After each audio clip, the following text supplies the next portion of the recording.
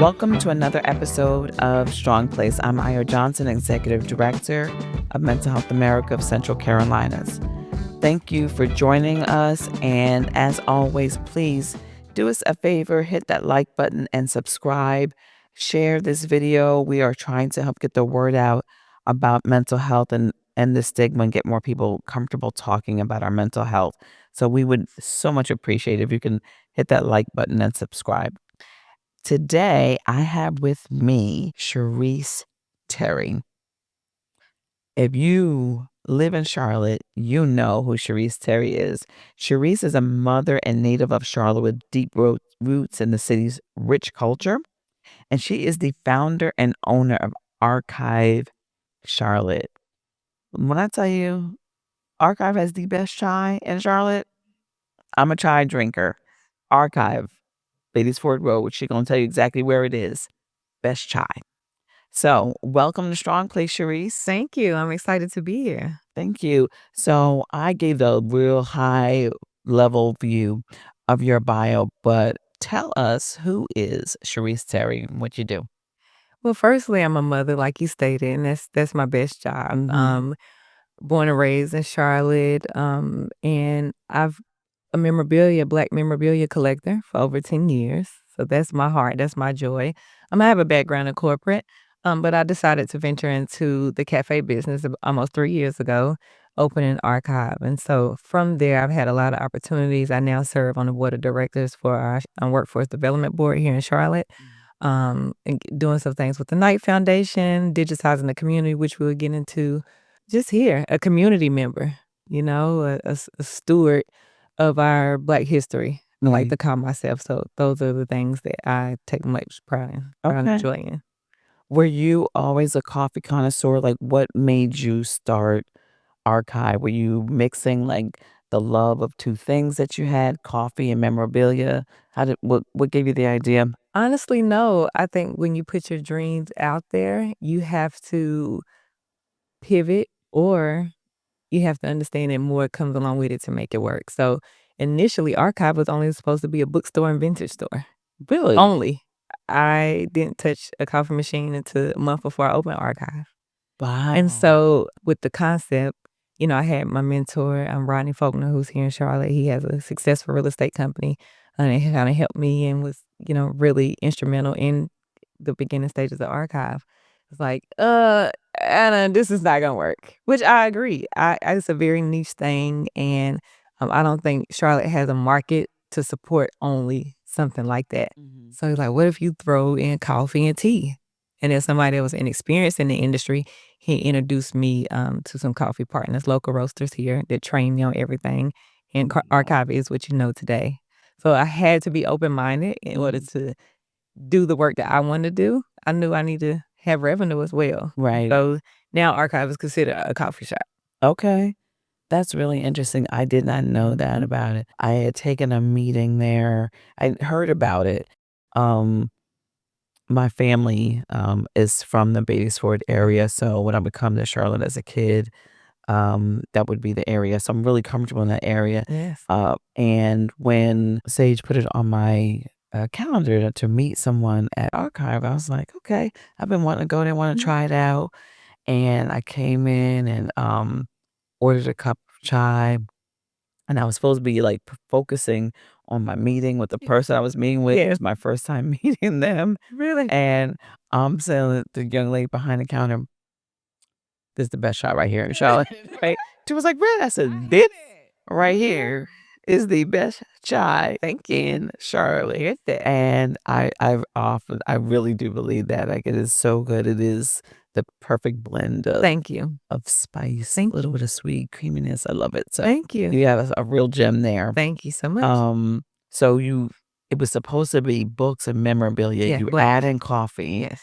What's like the driving force now? Do you feel like people come there mostly for the coffee? Because a few times that I've been, the vibe is just so soothing and comfortable that it just feels like people just really love being in the space. That was very important for me, and that's why I was excited to be invited on a podcast to talk about mental health, because that was one of the most important features of Archive that I wanted to make sure was in place was the vibe. Coming from corporate America, the microaggressions, the bland walls, just the environment, period. There's no art on the walls. If anybody worked in a cubicle, you feel like you're in a tiny cell. And so, my kid's sick, I'm going through things in my personal life and then have to go and sit that 7 to 8 hours. That took a toll on me. So I wanted to make sure I created a place that I wanted to be, where people can come in and take that off and be amongst each other, where, like you said, we feel safe. We can laugh loud if we want to, if our meeting go over and we, just want to kick it. I want it to be a place where everyone is welcome at Archive, but I wanted to make sure that Black people, the culture of us, the culture at our grandma's house or our cousin's house, or when we visit others, was the main feeling at Archive. And so that was intentional through the music curation, all vintage R&B, some jazz in there, got some Miles Davis in there, the lighting, some couch mixed with cafe seating, the imagery. I just wanted it to be a full sensory experience for Black people. And it absolutely is everything. Thank you. And you sell some of the art. I bought something. Yes, you did. It was last week The before. Franklin. Yeah, you got that Aretha Franklin right off the wall for me, because that's actually one of the things that I'm getting more into, is being intentional about the art that is in my home and that it reflects like my personality, and my goals, my principles. And I love to celebrate women. I love to celebrate Black women. And I invited you on here for Women's History Month. And when I tell you, I was calling everybody that knew you. I was like, can somebody get me in touch with the owner of Archive? I just knew your first name. I didn't even know your last name. I said, there's something, ever since I had gone to that space. You weren't there my first visit. And I was like, there's something, I need to know the woman behind who created this environment, because this is not your norm. Right. Right. I can only imagine though, like coming out of corporate America, branching out, starting a business, the toll, I know from being an entrepreneur and also formerly being in corporate America, now having a nonprofit career, the toll that it takes on your mental health. And you mentioned microaggressions earlier. What's your personal mental health story? It has been a journey, and it still is a journey, and I'm still understanding, learning, and figuring it out. From an early age, I was adopted at 2 days old, and so my mom has always, and Keisha and I were talking about my mom early, and she said, my mom was gone, she passed 10 years ago, but she said it'll take 5 people to even equate to your mom, even if that. And so we talking about a giant of a woman that adopted me at 2 days old. And she's always told me, growing up, you're my special baby, and I didn't birth you, but God gave me to you. So I was raised to believe I was chosen into my family. Most people look at adoption as giving up. She gave you up for adoption, but I was raised to believe I was chosen into my family. But even with that type of love and that type of language, identity, you growing up, you don't really look like your family, or you carry the notion that, you hear, you love, but you don't belong. And then you do think about the aspect of like my biological mother, placed me for adoption, but she kept keeping my brothers. So it started early on in my childhood. I met her at 5 years old, and and I love her to this day. I love her. We're extremely close. But that makes you think of yourself differently.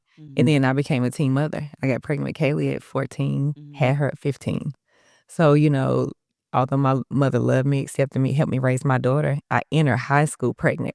So I gave up freedom before I knew what freedom was. And so then in my life, I've never felt like I belonged anywhere. And I was raised by older people. Like my parents that adopted me were born in 1950 and 1936. I'm born in 89. So the age gap is there. So I feel older than my peers. Right. But I'm actually young, but I have older children. So it's never been a time in my life where I felt like I'm a part of something, like a part of the crowd. So although that differentiation gives me a level of confidence, and it's nobody to compare myself to, so I just have to do my own thing. It also makes me wonder, like, what could be normalcy? And so I'm like, I struggle with that, and it's like, man, I love my girls, but like, what would life look like if I was 35 and I was just starting a family. Right. So a lot of doubt of like my personal identity, facing about a depression because my mom passed.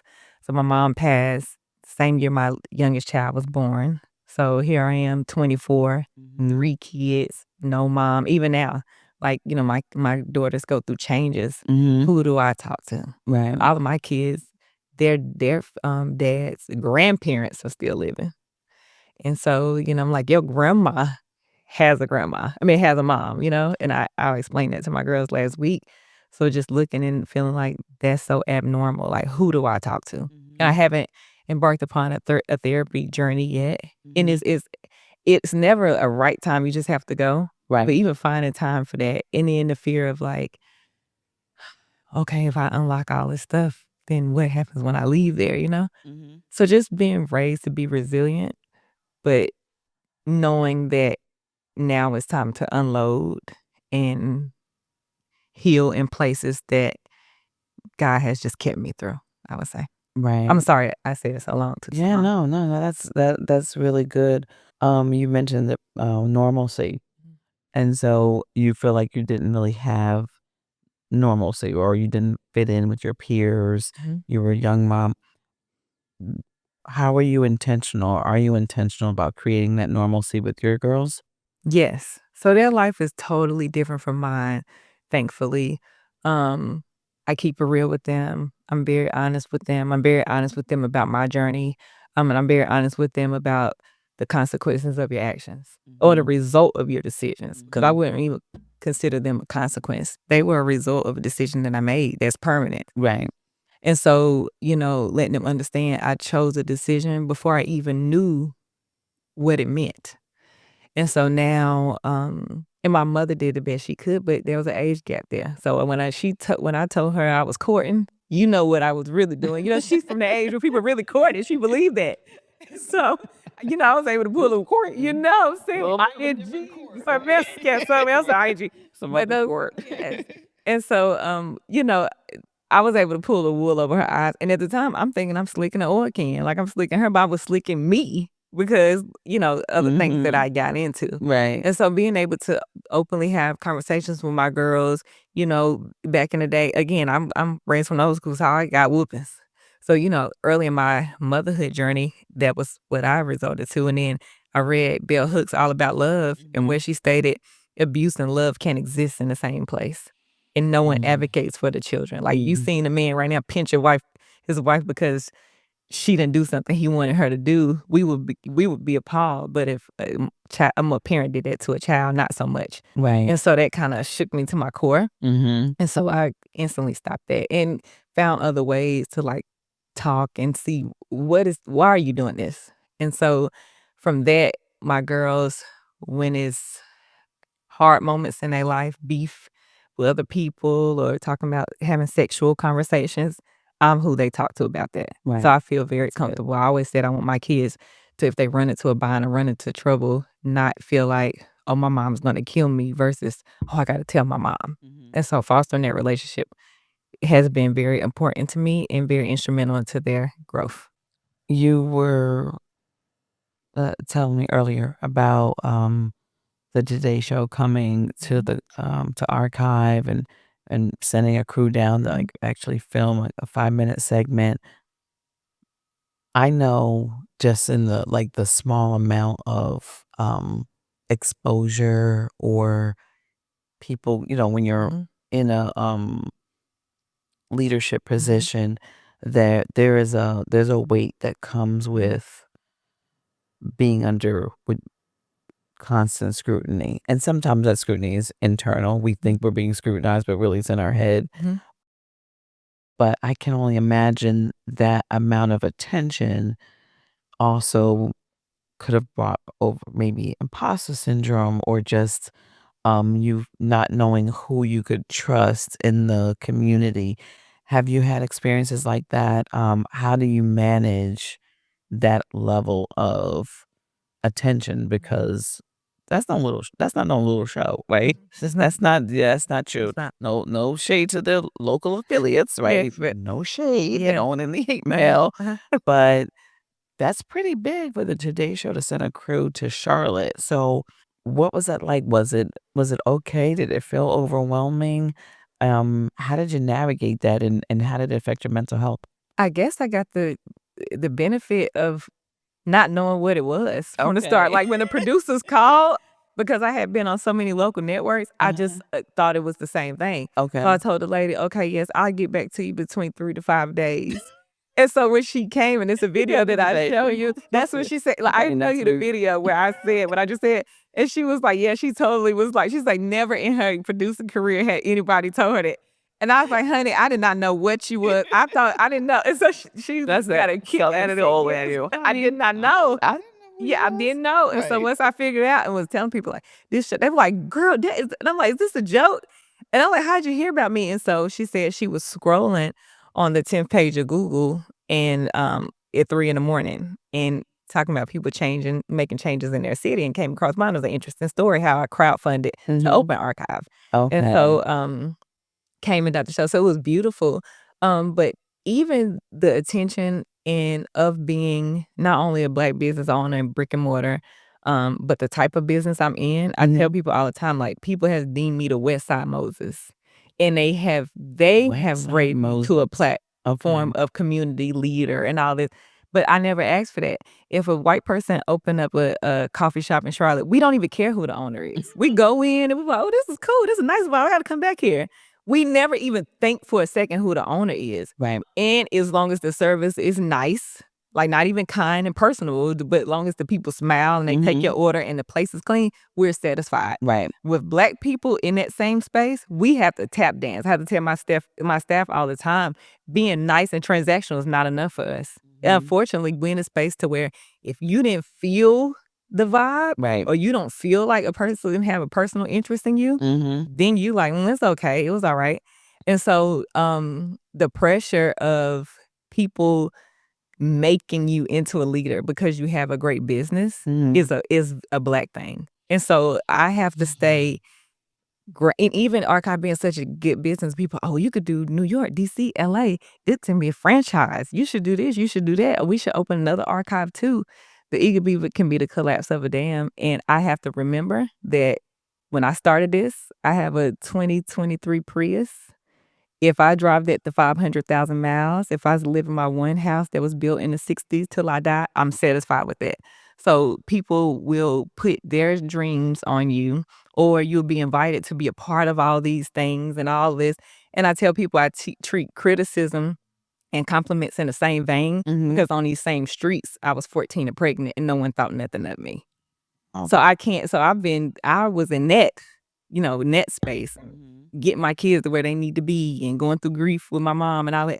And these same people who would kiss my hand now wouldn't help my feet then.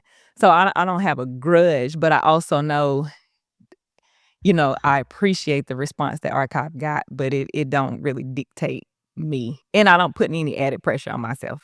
Even if people say I sell myself short and all this, or they want me to be at this or that, and evolved in this and the third, I have to remember why I started and what life I want. Right. When I raised kids early in my life.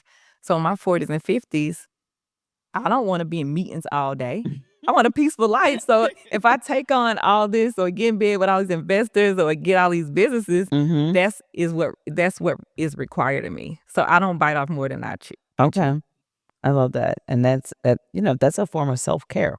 It is. And that's a big thing, right? In mental health is self-care. You got to know When to say. how to take care of your own mental health, your peace, and protect that. So Thank you. definitely proud of you for that, because it, success is sexy, and so and it attracts stuff, right? Yes. So yeah, that's really good. Yes. You were talking about keeping that normality with your kids and them being able to come to you with anything. I also applaud that, because recently I learned this statistic in North Carolina, ages 10 to 14-year-olds. In the last 5 years, the leading cause of death, or the second leading cause of death in children ages 10 to 14 in the state of North Carolina has been suicide. So, we talk about mental health here, and it's so important that our children have a safe space that they can come to and talk to about anything. We have to do what we can. We have to do more to save our kids. And a lot of that starts at home. And obviously it also trickles into school. But that safety starts at home. It does. So when the world wants to like beat them up, if they're going through, cyberbullying or in-school bullying or anything that would drive a 10-year-old to not want to be here anymore, it's really important that us as parents, that we're paying attention. And we're reminding our kids, you only can feel that way if you believe that. Can't nobody tell you about who, and ain't nobody got no heaven or hell to put you in. So how you feel about yourself, especially with girls when it comes to self-image and surgeries and hair limbs and complexions and all that, it's like really building that confidence in your children and not playing into what society say about what they should wear and how they should look. And that's my girls. Like, we pick on each other, we make fun with each other, and reminding them to not be on the side of the cruelty of the world. And remind them who their mother was. Like, y'all a result of a mother that had to wear thrift clothes. And I didn't, my parents was old, so I didn't get the new and the new this, but that allowed me opportunity to be creative. And then I found a personal style. And so when I can afford the things, I still want old stuff. So really making sure your child has a branded personal image. Because then when somebody throw a rock at it, it's just like it's to a brick. Right. And I think a lot of that development in those conversations, aside from the bullying, that it's not cemented before they go into an atmosphere of bullying. Because even in corporate, in the workplace, you're gonna have somebody, you're going to have people that try to perpetuate that. But the protection, I feel like, is building up your kids' confidence. Right. Okay, like my daughter has bad eczema. And so, that kind of got her down one time. I said, well, honey, can you help it? Can you help your skin? Like, no, okay, so, okay, the person, okay, then that can't be nothing they can say about you, because you just look at them and say, I don't like it like this either. Right. And so she's like, you're right, Mom. And she came back, she's like, you're right. And because she used to didn't want to wear this and want to wear that. Honey, the girl wear a crop top if I let her. And her skin all tore up with, she don't care. Because it was like, you are healthy. You got all your limbs. Some people born with one arm and get the, accidents happen, but you're a healthy person, and the best thing they can say about you is your little skin. It's okay. And so she carried that. And it's like, oh yeah, this guy tried to pick on my skin. I was like, well, it does, eczema. Right. And so that made me feel good. And she didn't really understand how much, because that is enough to make a child commit suicide if it's something that they can't change. Instead of looking at it as a perspective of, well, you can't change it, to, wow, I can't change it. It's perspective. And so building their confidence up is like being one of my, like, I don't play about that. Right. I'm so glad you said that. My sister has really bad eczema, and it got to a point just a few years ago that it was so bad that she had really, really bad thoughts. And so, and I just found this out, pretty recently, how much of a struggle it was for her. So just, I'm thankful that you are instilling that in your daughter young, because, people are cruel. People can be cruel. Let me just say that. People are cruel, but can be cruel. And it's really important that we have like people in our lives that build us up and make us and help support our confidence, right? Which should come internally. So you didn't know what the Today Show was, so that helped you not, I guess, get real in your head. Yes. But now, like, since then, you were named a 2024 Emerging City Champion by the Knight Foundation. Do you ever have like imposter syndrome? That's something that we actually teach at MHA, because I know I do. And every woman doesn't have that. Every leader doesn't go through it. But I know I do struggle with imposter syndrome, Is that ever an issue for you? I only feel like that if I'm unprepared, and that's like accountability. Like, I Okay. only feel like I'm not supposed to be here or I'm not deemed if I haven't done the research and Mhm. the things to be there. I wouldn't say I struggle with that, but I will say I'm invited to places Mhm. and be a part of stuff that I actually know that I'm not qualified for. And so that is what gives me insecurity. Like, Okay. yes, I'm an archivist by passion, Mhm. but like next month I'm going to the library conference and I'm about to be on the panels with the Getty and all this. And they asked me to be a part. And I'm like, oh no.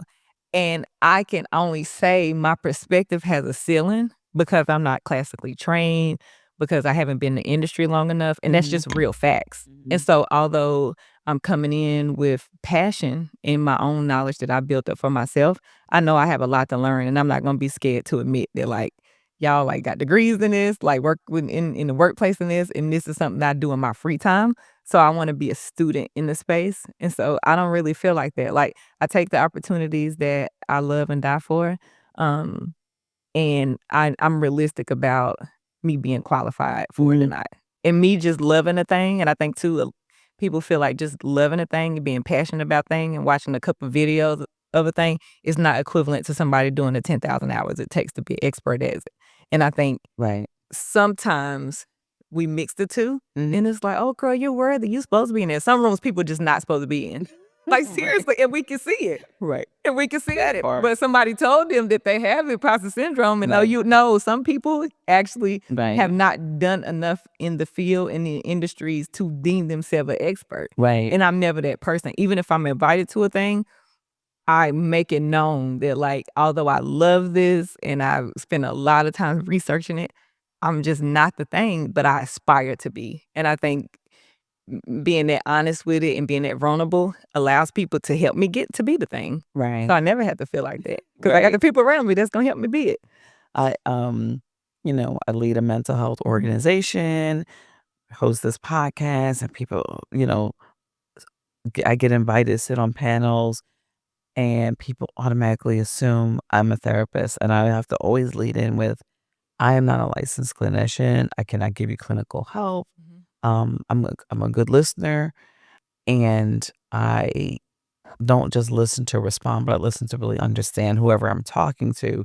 But I always have to tell people I am not a therapist, Yes. even though I'm that friend, that thing that sometimes Yes, you I could be. think I'm gonna be a therapist, but I just always want to leave that. So I Yes. definitely understand that, and I feel some similar when I had I'll say, well, I think, you probably want a clinical director to come sit on your panel or come Mhm. speak. And they're like, no, no, no, we want you. And I'm like, uh, I'm not a therapist. They're like, that's fine. Just bring Mhm. some data with Mhm. you, but we want to hear from you. And so there's a pressure that comes Mhm. with titles. Mhm. And then we don't always intrinsically feel like you want my title there Mhm. because that helps bring your program to Mhm. light, but the information, right, and the You're and the not stuff that you really yes. need, now you need that person that went to school Yes. for another 4 years Mhm. and got those letters behind her Mhm. name. So I appreciate that, but I do always offer up other resources and, Same. but Yeah, being invited to be on the board of directors for our workforce development board for the city was like me as a small business seat. I'm like, so many people who've been doing it a long time. right. And although I was asked for the small business role and definitely felt like so many other businesses, I instantly knew why the Lord put that in my path Mhm. was because we have small business perspective and I give that, Mhm. but I give them the user side. Like, "Oh, we have all these resources, but why people don't sign up?" I'm like, as a mother of 3 who's working, trying to get my kids from after school, the places where the information is at, I'm not there. I'm at this. I'm trying to survive. When you're thinking about survival, Right. you can't think about elevating.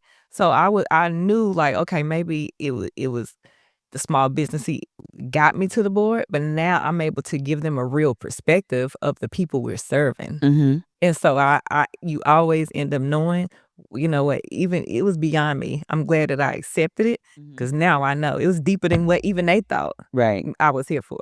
And I'm able to be like, no, this need to go here. This what single mothers that want to Right. like get a skill or further their education, and y'all will cover it.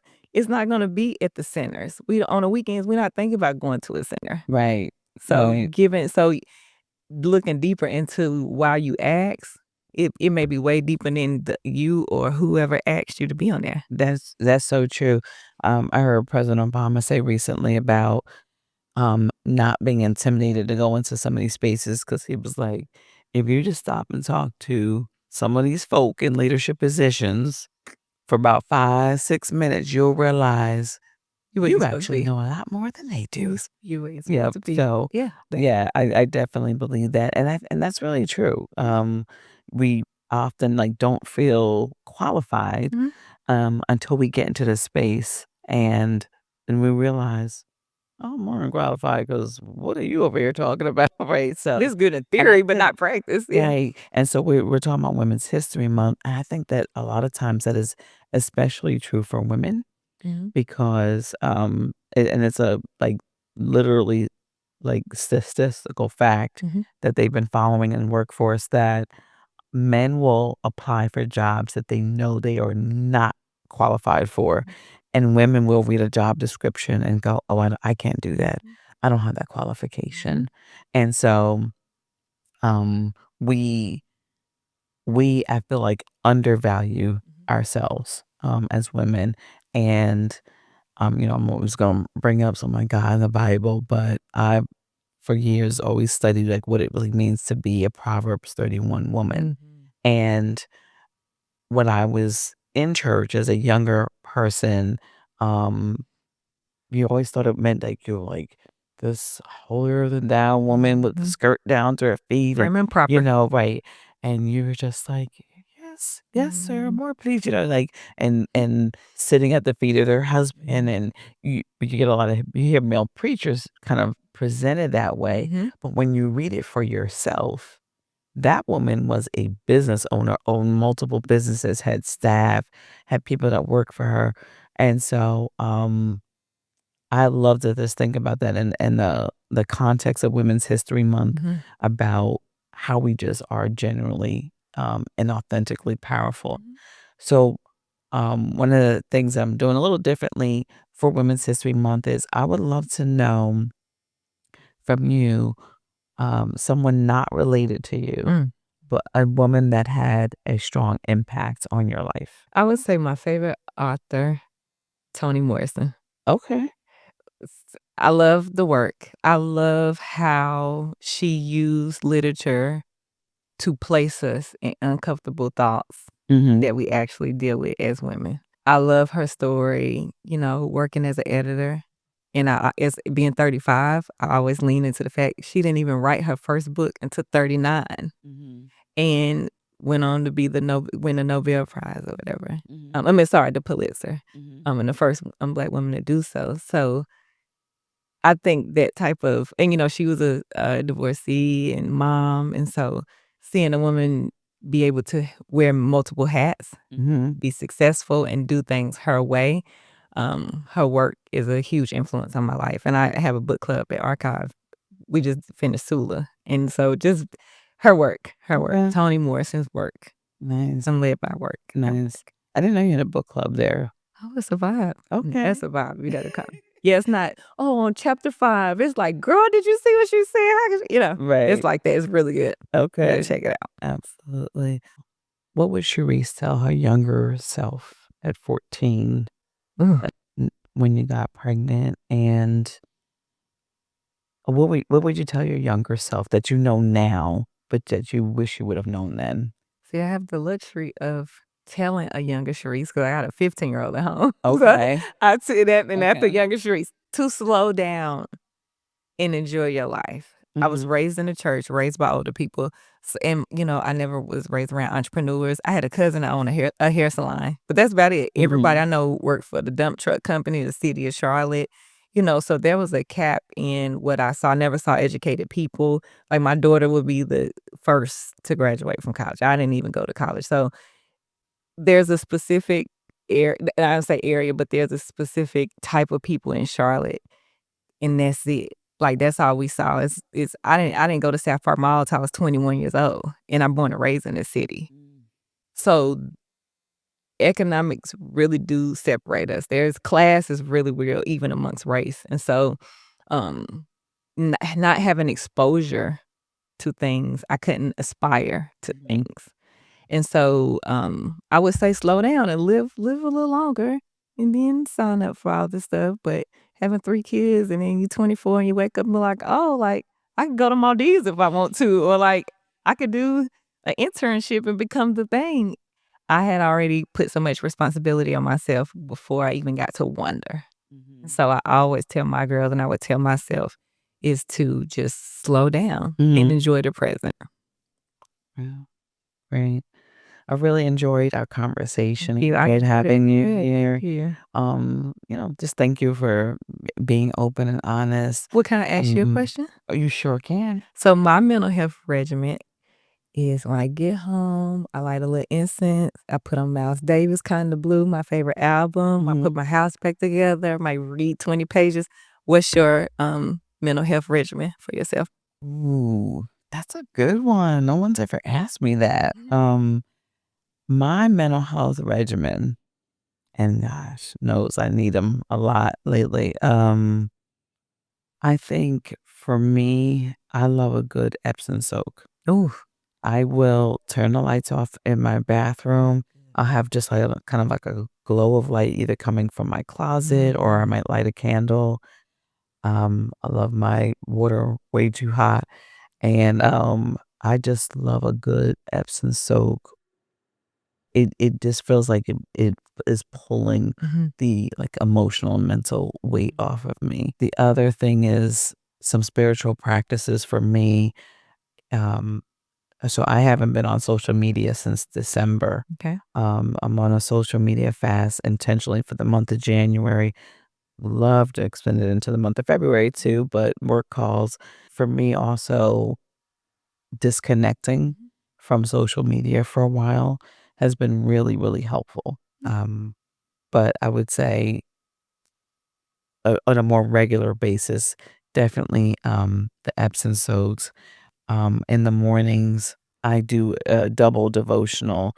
So I usually have like a good plan and the Bible app that I like things that are encouraging to women or women empowerment, or history or something of that nature. But I usually try to find a good plan, and then also a book. Okay. Right now, I'm reading The Prophetic Reset, but just a good book. Audible. I'm a huge Audible person. In the car, I will listen to an Audible book before anything else. So I have several mental health regimens that help me. But I think that combination of like disconnecting, because the comparison is the thief of joy, and we can be well-meaning, but a lot of times we still will find ourselves comparing ourselves to one another if we're so dialed into social media all the time. Subconscious. Yeah. So little combination of things, disconnection, hot bath. It's beautiful. You remind me, I'm gonna go pick up me some Epsom salt then. Yeah. All right. Got any other questions for me? No. All right. Well, thank you so much. I really enjoyed. Thank you. I want you to tell the audience Okay. how they can find Archive. Tell them everything, the hours of operation. If you have a website, location, address, we want those lines down the block of that Archive. Thank you. So Archive CLT is located at 2023 Beatties Ford Road, Suite Rock 500, right near the Chase Bank. You just turn in, it's right on the corner. We are open every day except Wednesday. The weekdays are 8 to 6 and the weekends are 9 to 4. We have several events. You can rent Archive for your event on archiveclt.com. We have a calendar for our events, and then we have an inquiry box if you want to host your event there. And we're on social media at Instagram at archive_CLT. I'd love to be on TikTok. I don't get the dancing, so I got to figure that out. So right now we're just on Instagram and our website. Okay. Thank you. Thank you so much for joining me, Cheryse. Thank you. And thank you for joining us for another episode of Strong Place. I'm Ayo Johnson, Executive Director of Mental Health America. do not forget, please like this video, hit that subscribe button, and share. We want the community to get talking about our mental health. Until next time.